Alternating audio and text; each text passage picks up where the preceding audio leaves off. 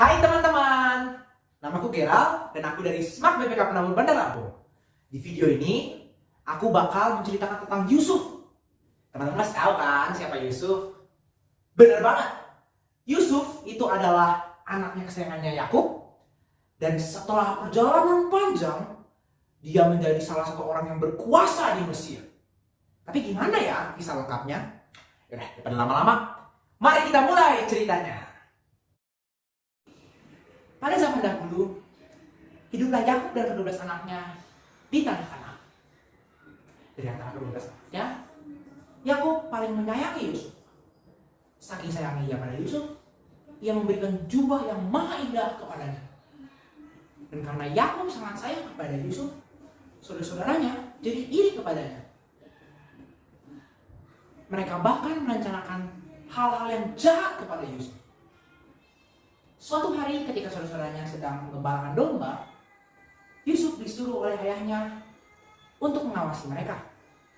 Ketika Yusuf datang pada saudara-saudaranya, mereka langsung merebut jubahnya dan mendorong Yusuf ke dalam sumur yang kering. Lalu datanglah para pedagang Midian dan mereka menjual Yusuf kepadanya. Mereka juga mengambil jubah Yusuf dan mencelupkannya ke dalam darah kambing, sehingga Yusuf seakan-akan sudah dimakan oleh binatang buas. Ayahnya langsung berduka cita karena ia sangka bahwa Yusuf telah dimakan oleh binatang buas. Padahal Yusuf sedang berada di Mesir, menjadi budak untuk Potifar. Di Mesir, Yusuf disertai oleh Tuhan, sehingga semua pekerjaannya sebagai budak berhasil. Melihat hal itu, Potifar sangat senang kepada Yusuf dan memberinya kepercayaan atas semua hal yang ada di rumahnya. Lalu Yusuf hidup bahagia selamanya sebagai budak Potifar di Mesir. Sekian. Tunggu dulu.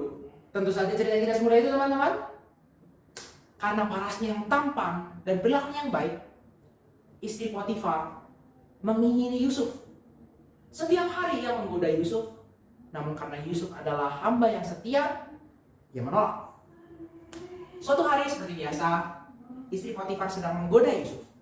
Ia menarik bajunya, lalu Yusuf segera berlari keluar dan meninggalkan bajunya. Kesal karena penolakan tersebut, istri Potifar memfitnah Yusuf bahwa ia selama ini telah menggodanya dan menggunakan baju yang ditinggalkan Yusuf sebagai bukti. Potifar yang mendengar hal itu sangat marah dan menjebloskan Yusuf ke dalam penjara. Walaupun di penjara, penyertaan Tuhan tetap bersama Yusuf. Ia menjadi kesayangan kepala sipir dan semua urusan penjara ialah yang bertanggung jawab. Dia juga mengartikan mimpi seorang juru roti dan juru minumnya Firaun yang kala itu sedang berada di penjara. Namun semua hal itu tidak membantu Yusuf karena ia masih berada dalam penjara. Suatu hari di dalam tidurnya, Firaun bermimpi. Di dalam mimpinya terdapat 7 lembu gemuk dan baik nampaknya. Dan juga ada 7 lembu yang kurus dan buruk nampak. 7 lembu yang kurus ini melahap habis 7 lembu yang gemuk. Ia juga melihat 7 bulir gandum yang berisi dan 7 bulir gandum yang lain. Dan 7 bulir gandum yang lain ini habis melahap 7 bulir gandum yang berisi. Lalu Firaun bangun. Ia bertanya-tanya apa arti dari mimpinya. Ia memanggil seluruh ahli dan orang pintar di Mesir. Namun tidak ada seorang pun yang mampu mengartikan mimpi itu. Lalu sang juru minum yang pernah diartikan mimpinya oleh Yusuf menceritakan pada Firaun tentang Yusuf. Lalu dipanggillah Yusuf keluar dari penjara untuk mengartikan mimpi Firaun. Maka datanglah Yusuf kepada Firaun.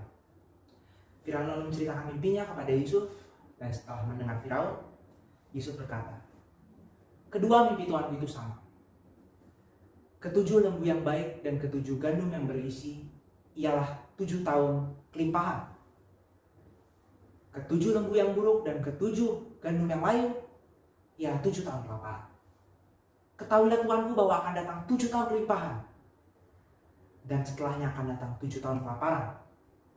Maka semua orang akan lupa akan kelimpahan itu karena hebatnya 7 tahun kelaparan.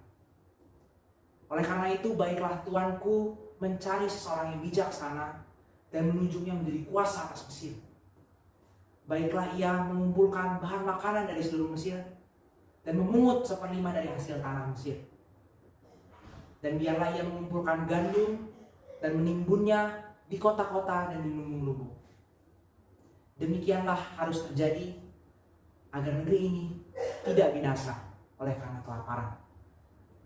Usul itu dipandang baik oleh Firaun dan pegawai-pegawainya. Melihat Yusuf yang penuh oleh roh Allah dan bijaksana, Firaun mengangkatnya menjadi kuasa atas Mesir dan memberinya cincin meterai, kuasa atas Mesir. Ia juga menikahkannya dengan Asnat dan mereka memiliki 2 orang anak laki-laki. Yusuf mengumpulkan bahan makanan dari seluruh Mesir dan mengumpulkannya di lumbung-lumbung di kota. Lalu datanglah 7 tahun kelaparan itu, dan hebatlah kelaparan itu di seluruh bumi. Namun di Mesir masihlah ada gandum. Seluruh orang di Mesir dan di seluruh bumi datang kepada Yusuf untuk membeli gandum. Yusuf adalah seseorang yang selalu diberkati Tuhan kemanapun ia pergi, dan keberadaannya selalu memberkati lingkungan sekitarnya. Gimana ya caranya kita bisa jadi Yusuf? Caranya adalah kita harus percaya pada rencana Tuhan dan menjadi berkat bagi lingkungan sekitar kita. Terima kasih sudah menonton video ini. Tuhan memberkati. Dadah.